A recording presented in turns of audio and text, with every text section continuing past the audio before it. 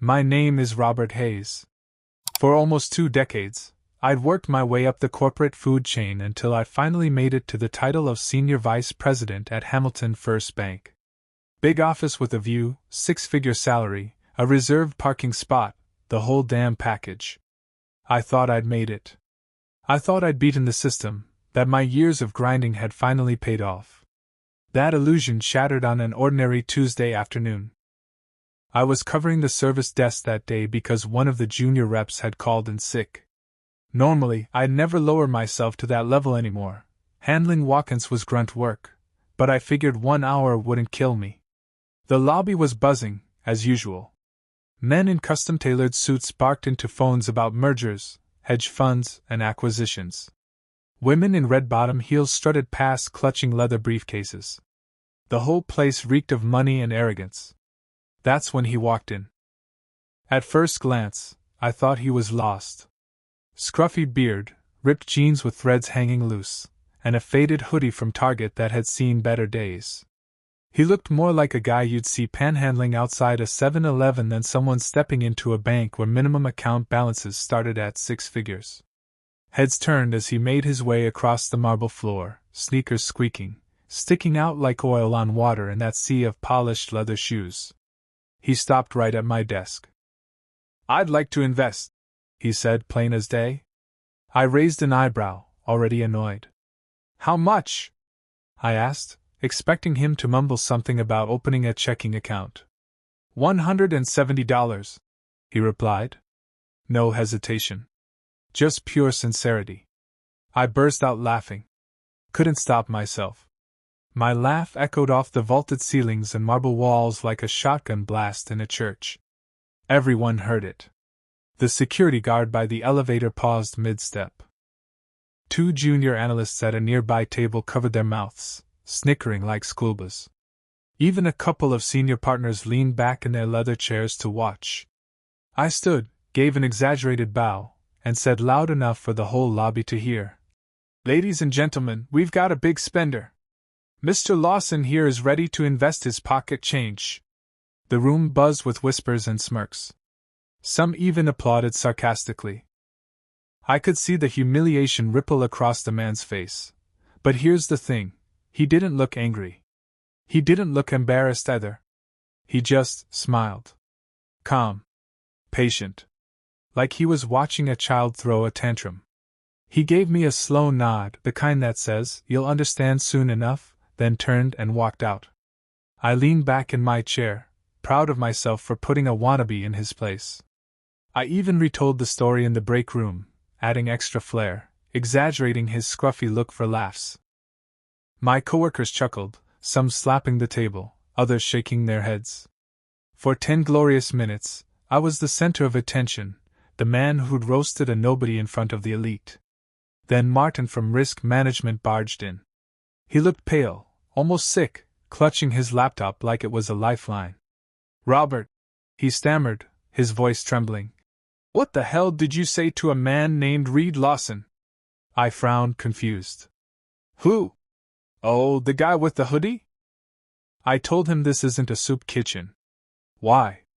Martin's screen was alive with notifications. Dozens of alerts firing off like a casino jackpot. "Because," Martin said, shoving the laptop in my face, "Reed Lawson is the lead principal on every single account tied to Redbridge Equities." My blood went cold. The numbers on his screen blurred together, account withdrawals, liquidation orders, transfer protocols. Then I saw the total. $5 billion. In less than 30 minutes, Redbridge had initiated a complete pullout of every cent they had with our bank. The man I mocked in front of the entire lobby wasn't some broke wanderer. He wasn't a beggar. He was K. Rammel, one of the most secretive billionaires in the nation.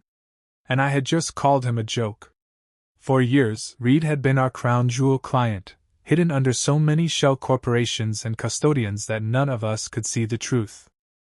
Solon Trust bragged about our mystery whale account, the one that quietly fed us over $15 million a year in management fees.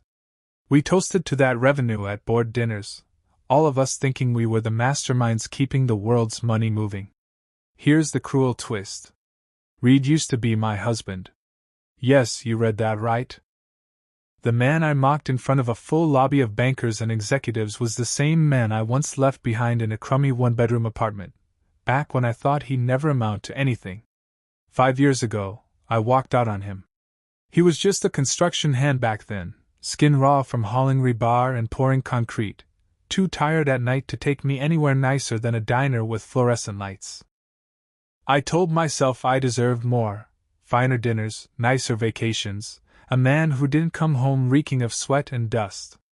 So I took half the furniture, drained what little savings we had, and left him a note on the counter.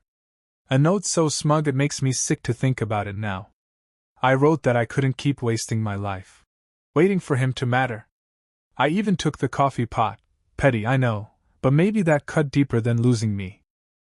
What I didn't know was that, a week after I walked, Reed's grandfather passed away.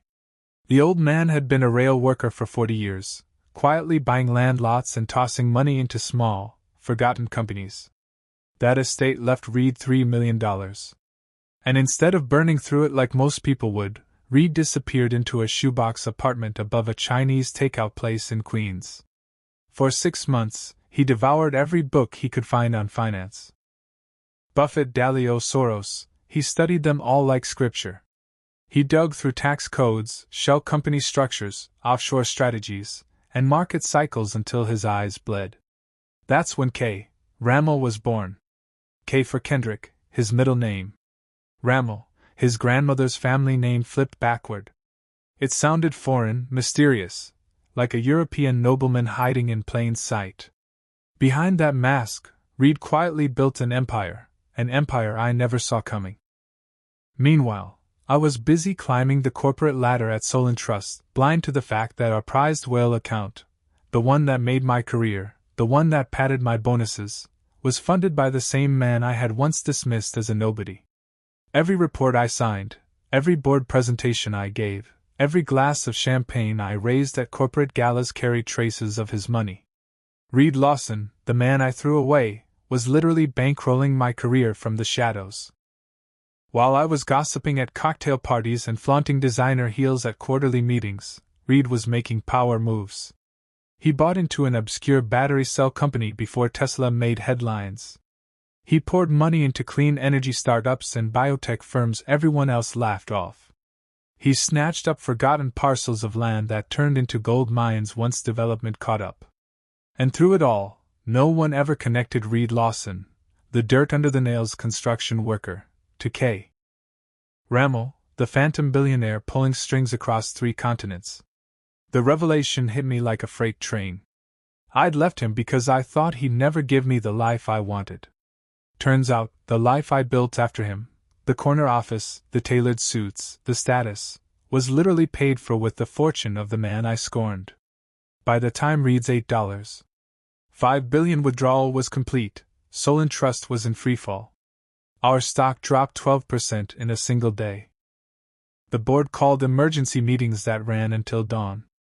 Investors flooded the phone lines in panic, demanding answers. James Thornton, our CEO, looked like he was ready to strangle someone with his bare hands. I'll never forget his face that night in the boardroom, veins bulging, tie loose, sweat soaking through his shirt. He asked who screwed this up, and everyone's eyes slid toward me. After all, I was the one who'd laughed him out of the lobby. From London to Tokyo, our offices were collapsing under the shockwave. Martin was sprinting between departments like his shoes were on fire, trying to coordinate across 5 time zones. Sarah from London called, her voice ragged, reporting $2.3 billion gone in Europe. Tokyo chimed in with more losses. Every voice on every call sounded like someone drowning, gulping espresso between gasps of panic.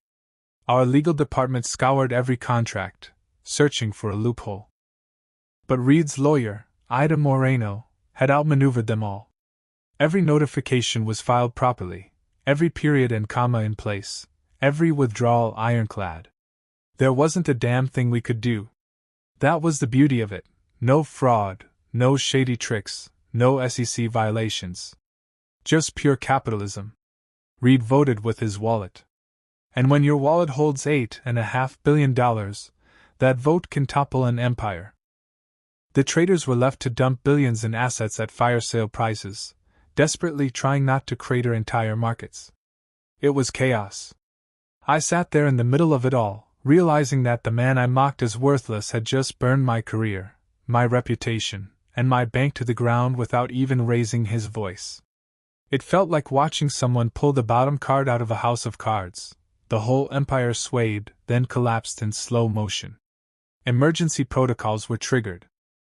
The mahogany boardroom on the 42nd floor turned into something closer to a war bunker during the last days of a losing battle.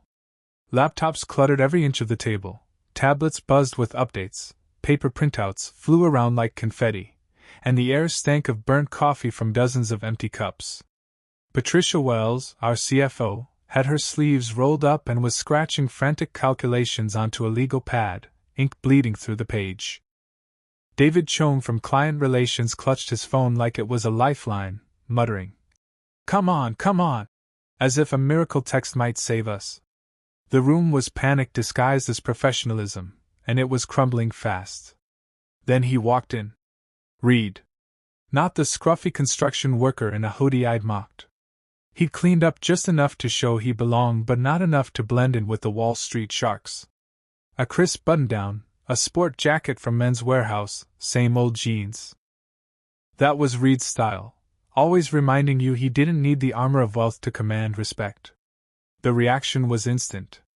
My throat went dry, my skin cold. Thornton, our CEO, half stood before freezing, realizing he had no idea who Reed Lawson even was supposed to be.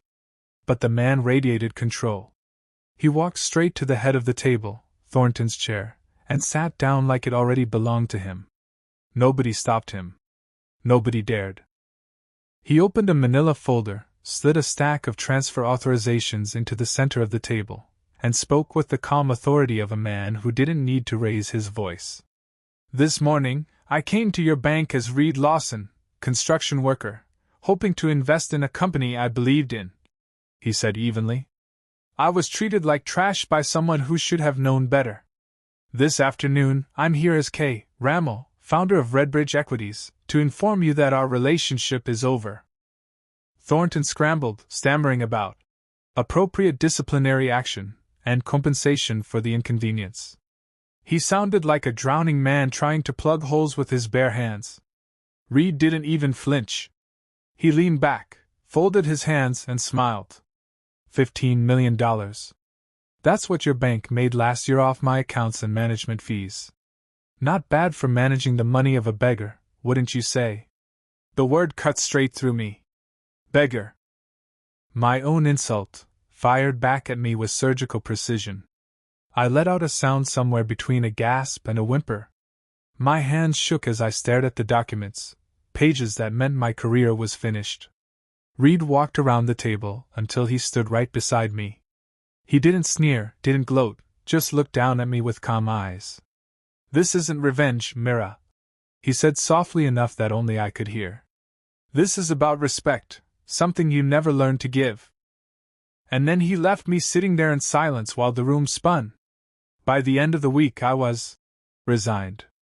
That's corporate speak for fired but allowed to keep a shred of dignity. In reality, I was blacklisted. No bank would touch me once word got out that I'd insulted a billionaire client and cost Solon Trust their crown jewel. The Financial Tribune ran a front-page story. Solon Trust issues public apology following client incident. They named me, Mira Glenmont, as the cause. Just months earlier, the same paper had put me in their Rising Stars of Finance column. Now I was their cautionary tale, my career ashes scattered across Wall Street. But here's the part that broke me. Reed wasn't a vengeful billionaire flexing power for fun. He hadn't pulled billions just to humiliate me. The truth was worse. That day, he had genuinely walked in wanting to invest $170 in a little startup called Greenleaf Solutions, founded by some broke kid in Brooklyn trying to turn food scraps into biodegradable packaging. Reed had been watching them grind, living on ramen, chasing their dream. And he'd wanted to test us, see if we treated small investors with the same dignity as whales. I failed spectacularly. And when Reed pulled his $8.5 billion out, he didn't buy yachts or private islands. He put every cent into something called the Community Futures Fund, run through Meridian Community Bank, a tiny institution dedicated to microloans and neighborhood development. He funneled billions into rebuilding communities, funding small businesses, giving chances to people who had nothing but grit. While I was destroying my own reputation chasing prestige, Reed was out there changing lives. And the bitterest truth? The man I once dismissed as worthless, the man I mocked in front of an audience, had turned into everything I thought I deserved, but with none of the arrogance. The worst part isn't even the unemployment. It's the silence. The silence when I open my email each morning and see nothing but automated rejections. The silence when recruiters promise to circle back, but never do. The silence when people I once called colleagues cross the street rather than acknowledge me in public. I used to command rooms filled with board members and analysts. Now I can't even get an interview at a credit union. Every Google search of my name spits back the same headline: the banker who insulted a billionaire. I've applied to over 200 jobs. Each rejection feels less like a decision and more like a sentence. My name is radioactive. No HR department dares touch me, no matter how impressive my resume looks. My 7 years of climbing the Soul and Trust ladder mean nothing now. And Reed? Reed is everywhere. Articles call him the invisible billionaire with a heart. Business schools dissect his moves like scripture. Podcasters call him the modern Rockefeller. His decision to funnel $8.5 billion into the Community Futures Fund rippled through the industry. Suddenly, everyone was talking about ethical investing and community-first portfolios.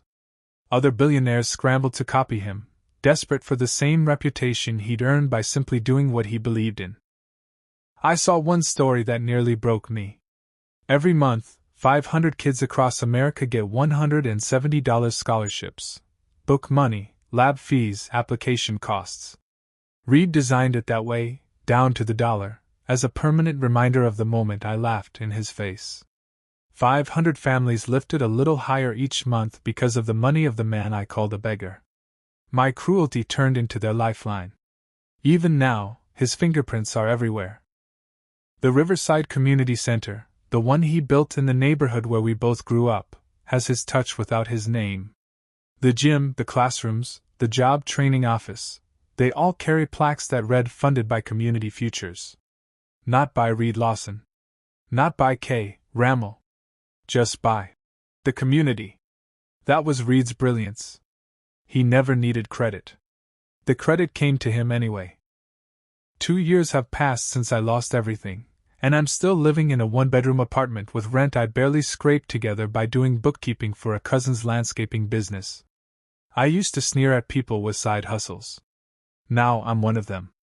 The irony burns every time I pass a newsstand. Reed's face never appears. He avoids cameras like the plague, but his work does. Community Futures has grown into a model program, replicated in 15 states. Banks that once mocked the idea are now begging to get in on it. And I sit in a cracked leather chair in a cramped office, tallying mulch invoices while the man I discarded rewrites the entire playbook of modern finance. And the worst part of all? The man I mocked, belittled, humiliated, my ex-husband, never even raised his voice.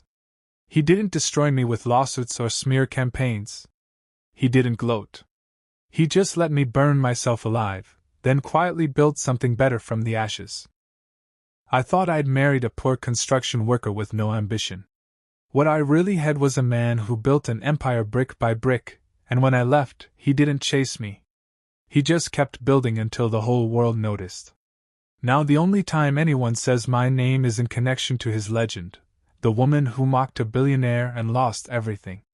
And I can't even argue with them. Because every word is true. I know now that Reed tried to reach me several times right after everything collapsed. Maybe he wanted to explain, maybe he even wanted to reconcile. But I was too embarrassed, too furious, and too full of shame to face him. I declined every call, and when his text finally came, Please, just talk to me. I blocked him. In a moment of panic, I sent him one last message, begging him to talk, telling him this was insane, that no one walks away from $8 billion over a misunderstanding. He replied only once. No, Mira. You did that when you laughed in my face. And then he cut me off forever. That was the day Reed Lawson taught me the most expensive lesson of my life. You never truly know who you're dealing with. And basic decency, something as small as a smile, a little respect, costs nothing.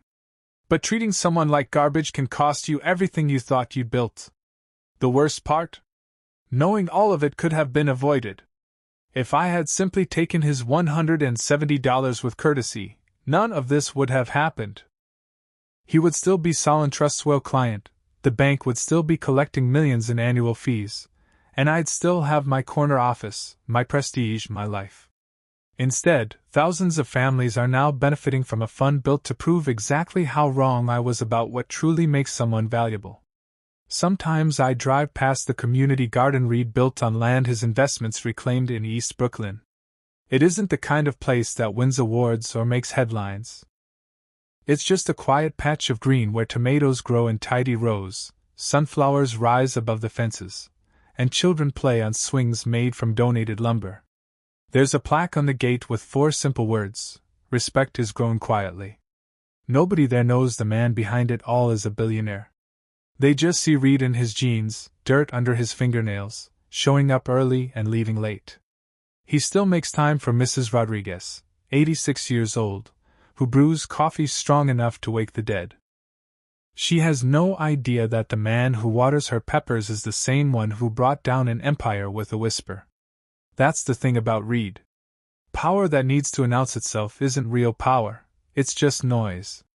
On his office wall, he keeps 2 photographs, one of his grandfather in railroad overalls, smiling proudly with grime on his hands, and one of his grandmother in her garden, sun hat tilted, tomatoes cradled in her arms. Beneath them, he pinned a newspaper clipping about my resignation, right under a quote from his grandmother. Let your silence plant seeds. When it blooms, they'll choke on their own weeds. I am proof of that. Proof that the most dangerous people aren't the ones who shout the loudest, but the ones who simply act, quietly, decisively, until the consequences bloom all on their own. Reed became the storm that whispers, while I was left with the memory of one laugh, one insult, that destroyed everything I thought mattered. And here's the truth: real power doesn't need to flex again and again. Once it shows itself, once the world sees what happens when someone is disrespected, that lesson carries on forever. Every banker, every advisor, every customer service rep will think twice before dismissing someone for how they look or the size of their deposit. A few months later, Reed hosted a dinner at his lake house. Not a flashy billionaire event, but something quiet and meaningful. Old friends from his construction days. Young entrepreneurs whose startups his fund had saved. Even a few former Solon Trust employees who'd quit in disgust after watching how their bank treated him. I've tried to apologize since then. Reached out through friends. Even went to his house once through my sister. But Reed made it clear, this was never about revenge.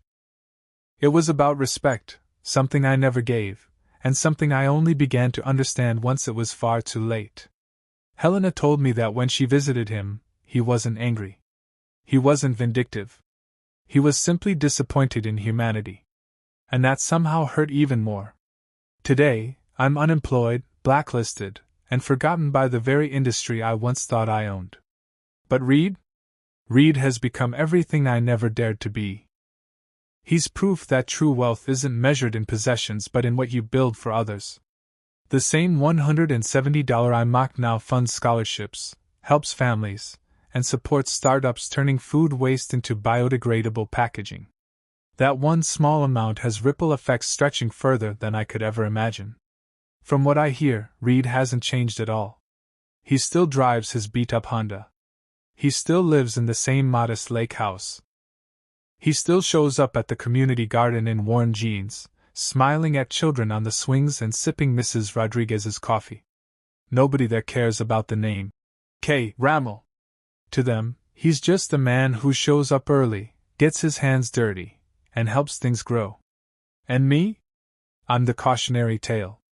The woman who laughed in the face of the wrong man, and lost everything. Thank you for watching. Don't forget to subscribe to the channel, and see you in the next videos.